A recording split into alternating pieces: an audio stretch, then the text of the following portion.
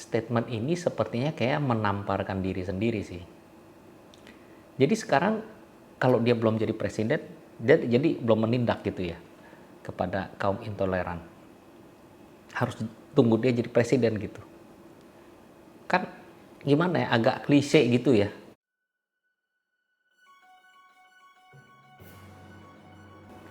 Halo teman-teman, welcome to WJP Channel. Selamat datang.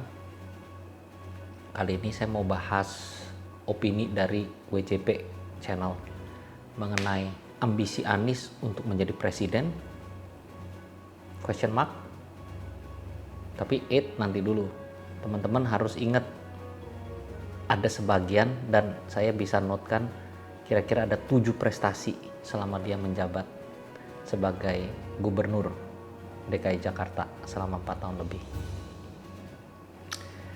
Ingat kejadian kelam waktu 2017 waktu Pilgub DKI di mana politik identitas itu sangat kental dan ada politik ayat dan mayat. Beberapa masjid di Jakarta masih memasang spanduk untuk menolak salati jenazah yang menjadi pendukung Ahok. Berikut alasan mereka. Spanduk di Masjid Mubasyirin kawasan Karet Setiabudi, Jakarta Selatan telah dipasang sejak sebulan lalu. Meski ada seruan untuk penurunan spanduk, pihak Masjid Mubasyirin masih memasangnya dengan alasan belum ada rapat pengurus masjid. Di masjid ini segala sesuatu kita diputuskan melalui rapat ya, maksudnya pemasangan spanduk sudah ada instruksi, hasil rapat oke. Sekarang kalau nggak ada hasil rapat, saya misalkan saya sendiri tidak bisa mencopot karena harus keputusan rapat. Kalau keputusan dewan masjid atau keputusan rapat masjid dicopot ya dicopot gitu. Kalau enggak ya enggak gitu. Begitu pula Masjid Al-Ikhlas yang masih satu kawasan dengan Masjid Mubasyirin. Spanduk masih dipasang dan belum ada tanda-tanda akan diturunkan. Sementara di kawasan yang sama, tokoh Masjid Al-Jihad Ghazali Wahab menyatakan pengurus masjid sebelumnya telah bertemu dengan BIN dan MUI mengenai pemasangan spanduk. Hasilnya, spanduk tetap dipasang karena merujuk pada ayat Al-Quran dan baru akan diturunkan bila kasus penodaan agama telah tuntas. Satu orang pun ya nggak bisa untuk mencopot spanduk itu kan bukan di sini aja kan, beberapa masjid juga pasang itu kan. Ya, itu kan terinspirasi kan karena untuk merasa ya membela kebenaran, ya kan harus disampaikan untuk kebenaran. Di Islam kan dikatakan kul haqqo walau kana muran. Sampaikanlah kebenaran itu walaupun pahit sekalipun, kata Rasulullah. Pemasangan spanduk berisikan tolak salati jenazah berawal dari kasus penodaan agama yang menimpa calon gubernur petahana Basuki Cahayapurnama. Sebelumnya, calon gubernur Anies Baswedan juga telah memberi imbauan untuk menurunkan spanduk-spanduk tersebut. Debbie Astari, Jakarta. Ingat ya teman-teman kira-kira ya. Oh by the way, disclaimer, saya ini mengumpulkan data berdasarkan data dan fakta yang kejadian. Jadi teman-teman mohon lihat dulu, nonton sampai habis, baru bisa nilai dan komen. Jadi di sini kita belajar untuk sama-sama berdewasa dalam politik. Jadi lihat dengan kepala dingin, tapi bukan dengan sumbu pendek. Ya. Jadi Oktober ini Anies kan sudah tidak menjabat lagi sebagai gubernur. Akhir-akhir menjelang Oktober, saya lihat dia kayaknya mulai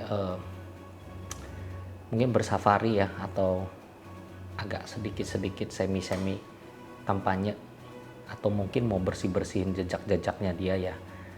Jadi dia berusaha berubah, dia punya citra dari stigma politik identitas dia. Walaupun sekarang belum ada politik yang melirik dia ya, belum ada kelihatan sih yang mau atau belum waktunya. Jadi belum ada politik, ada tanda-tanda untuk mengusung dia. Dia sih sudah mulai membersih jejak-jejak dia yang dahulu untuk tampil sebagai pengharapan yang baru. Walau aku agak ragu, ini 2 tahun lagi kan ada vacant ya, ada kosong gitu, pengosongan ya. Nah, ini aku kasih cuplikan statement Anies yang terbaru. Berikut videonya. Manusia intoleran, manusia yang memiliki kekerasan akan selalu ada. Pilihan kita adalah mendiamkan mereka atau menindak mereka. Dan jika saya presiden, saya akan menindak dengan amat. Manusia yang memilih kekerasan akan selalu ada. Pilihan kita adalah mendiamkan mereka atau menindak mereka. Dan jika saya jadi presiden, saya akan menindak dengan amat tegas, amat keras. Statement ini sepertinya kayak menamparkan diri sendiri sih. Jadi sekarang kalau dia belum jadi presiden, dia jadi belum menindak gitu ya kepada kaum intoleran. Harus tunggu dia jadi presiden gitu. Kan gimana ya, agak klise gitu ya. Cuma 4 tahun dia menjabat, nggak ada kelihatan dia menindak. Mungkin apa pakai aparatur Satpol PP atau apa atau gimana ya. Nggak kelihatan sama sekali. Malah lebih kesannya merangkul gitu ya. Merangkul ormas-ormas yang radikal. Jadi gini, kira-kira berikut ada 7 prestasi di masa jabatan Anies. Prestasi. Di masa jabatan dia, TGUPP itu menaik lonjak drastis dari segi biaya APBD dan jumlah orang. Ini TGUPP sendiri dibuat pada zaman pemerintahan atau era pemerintahan Gubernur Joko Widodo. Jumlahnya terus meningkat dari zaman ke zaman ya. Pertama Jokowi sendiri membuat TGUPP pada tahun 2015 dengan anggota 7 orang. Kemudian meningkat di zaman Gubernur Basuki Cahayapurnama menjadi 9 orang. Kemudian meningkat lagi di zaman Jarod Saiful Hidayat 13 orang. Dan akhirnya meningkat berkali-kali lipat menjadi 74 orang pada era pemerintahan Anies Baswedan. Banyak sekali perbedaan-perbedaan dari segi personel. Tadi kita lihat ada 6 perbedaan. 6 perbedaan TGUPP Gubernur Anies. Yang pertama adalah pada anggarannya. Anggaran yang kemudian pada rancangan APBD tahun 2018 ini, anggaran bagi TGUPP Gubernur Anies naik menjadi 28,99 miliar rupiah dari sebelumnya 2,3 miliar rupiah. Terus yang kedua, bangun tugu-tugu yang nggak jelas.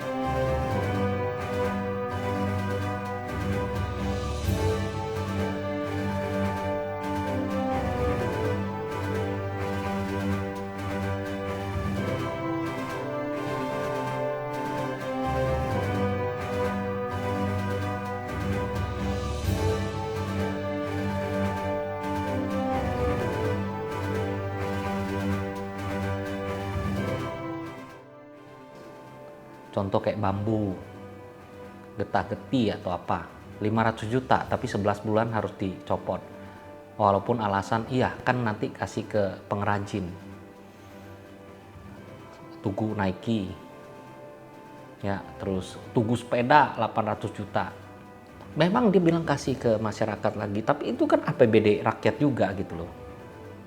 Kan harusnya bener-bener dipakai dengan bijak yang mana gitu ya. Yang ketiga, sumur resapan. Walau Sampai sekarang aku nggak jelas gitu sistem sumur resapan itu seperti apa gitu.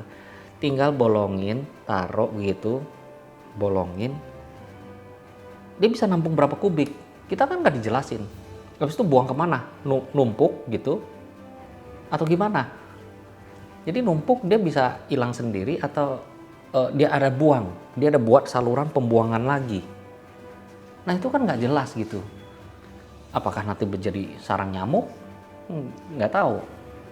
Ya, poin keempat, rumah DP 0%.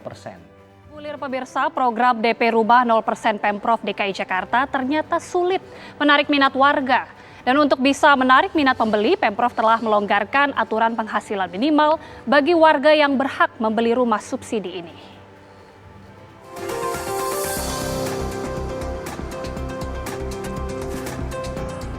Memasuki 3 tahun masa jabatannya, program DP Rumah 0% yang digagas Gubernur DKI Jakarta Anies Baswedan ternyata masih berjalan di tempat.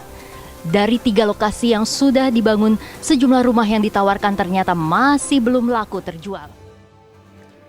Ini data saya share, itu kira-kira 2021 atau 2022 nih ya, 2021 ya.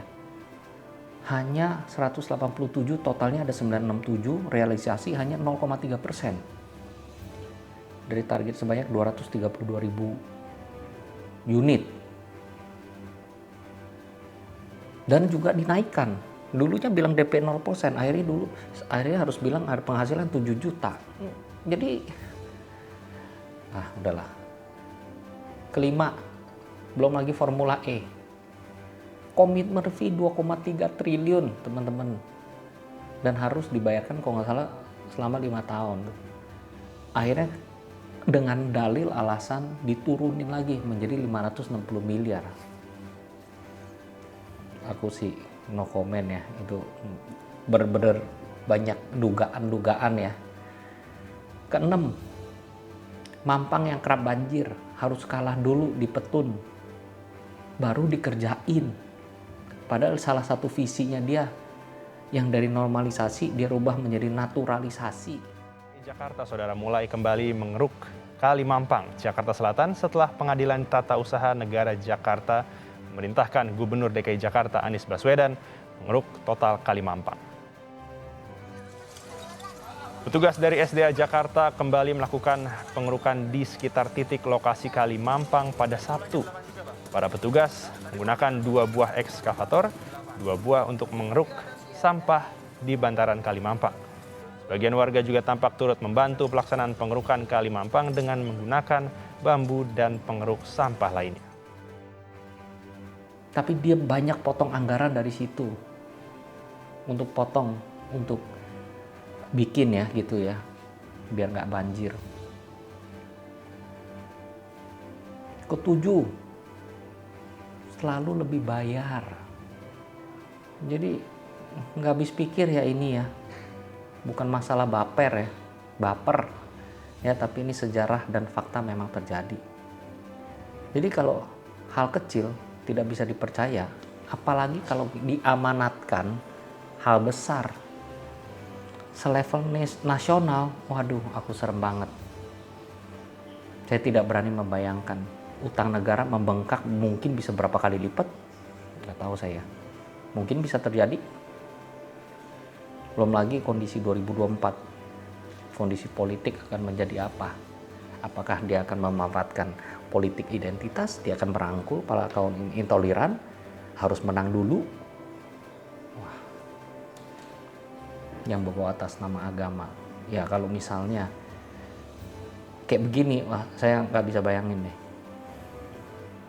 Saya himbau teman-teman untuk menolak lupa dan bisa lihat fakta ini dengan kacamata besar, bukan dengan kacamata kuda. Karena dengan kita sama-sama melek politik di Indonesia, maka masyarakat bisa makin dewasa berpolitik dan melindungi anak-anak kita dan generasi seterusnya untuk masa depan yang penuh harapan. Sekian teman-teman. Terima kasih.